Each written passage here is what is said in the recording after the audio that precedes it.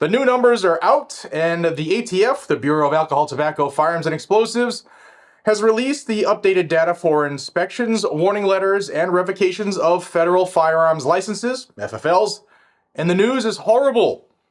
Now, I have reported on the campaign to revoke licenses of firearm retailers over very minor clerical errors, which the Biden administration and the ATF term a zero-tolerance policy, to rid the earth of rogue firearms dealers.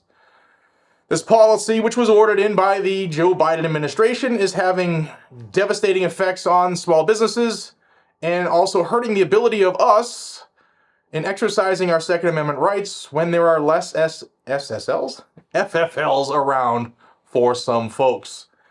Now, before I get into it, I want to thank the sponsor of the video, and that's the Sonoran Desert Institute. I know a lot of you out there are just like myself. You like to modify and repair your own guns. And if that's your hobby and you want to take it to the next level, then the Sonoran Desert Institute can help. The online programs at SDI cover armors courses, gunsmithing, ballistics, woodworking finishes, shooting sports management, and much more. Plus, the tools and materials you need are delivered right to your house for hands-on practice. Never been a better time, guys and gals, to get in the game and get an education you can use on the job. So what are you waiting for? Check out the link down below and in the pinned comment, sdi.edu/GNG to learn more. Thanks to SDI for rocking with Guns and Gadgets for the last few years. Now unfortunately, back to the Joe Biden's ATF and some of the statistics that we learned. In 2023, the ATF revoked 157 federal firearms licenses following an IOI's inspection. That's the agent that goes in and checks the books and all that stuff.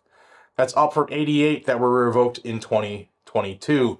That's an alarming rate. That's a lot of people who lost their jobs for sometimes very insignificant clerical errors.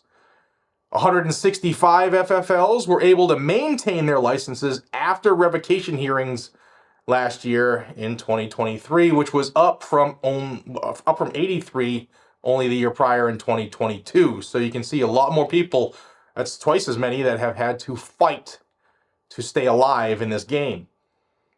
80 FFLs, unfortunately, voluntarily surrendered their licenses last year instead of going through the expensive and difficult process of trying to clear their name due to what is a clerical error.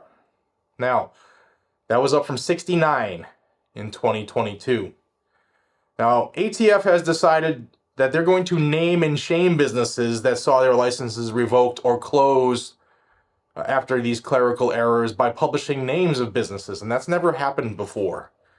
Since the Joe Biden administration announced this ATF zero tolerance policy, that was in the Rose Garden, I covered that live a couple years ago, a single violation can be interpreted as breaking the law, and the Gun Control Act says that the ATF can revoke an FFL for a single violation. Now, previous to this zero tolerance rule change by Joe Biden, they do a lot of rule changes because they can't do anything constitutionally. But prior to this new rule, clerical errors found during inspections were rectified with ATF IOI inspectors instructing firearm retailers, their FFLs, on how to fix their error and how to stay within the regulations, how to follow the law, and how to stay in business. Well, Joe Biden's decided that they're no longer going to help folks. They're going to hurt folks instead. Now, there has been a bill submitted last month, about 3 weeks ago, that is looking to address this. It's called the Reining in Federal Licensing Enforcement Act, or the Rifle Act. And that was submitted by Representative Mann out of Kansas, and the bill looks to rein in the ATF on this matter. Now, this bill, the reason I'm telling you about this bill is that it could pass the House. It's still in committee. There's been no movement on it since the day it was introduced, January 18th. But it could pass the House. It won't pass the Senate. And even if it did, Joe Biden is not signing a single bill that would restrict his ATF from doing what he absolutely told them to do administratively. Not going to happen. But I wanted you guys and gals to be aware of the new numbers. They are out. Now, last year when the numbers came out, I told you they were up about 300% from the year prior, and they are continuing to go up. Sound off below. Let me know what you think about this, especially if you are an FFL. If you have a horror story and you can tell us about it, then sound off down below. Let us know. This needs to end. Needs to end soon. We need a change at the top, but that one person sitting at the top can't change 50 years of chicanery by these two parties that are acting as one. Let me know what you think down below, guys and gals. Check out SDI, and don't forget, tomorrow morning, Tuesday, the Liberty Lounge podcast episode 1 will air. I'll have links down below. We will be everywhere you can download podcasts, including Spotify and Apple Podcast, as well as its own YouTube channel. You can look up Liberty Lounge Podcast. Link will be down below as well. Appreciate each and every one of you. Please check out our new project.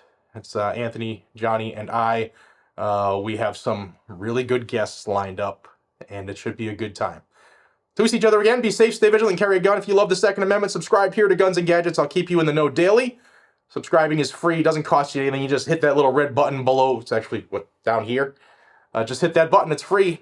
It tells YouTube that this is the place to be for Second Amendment news, and I thank you for that. I'll see you on the next one, y'all. Take care.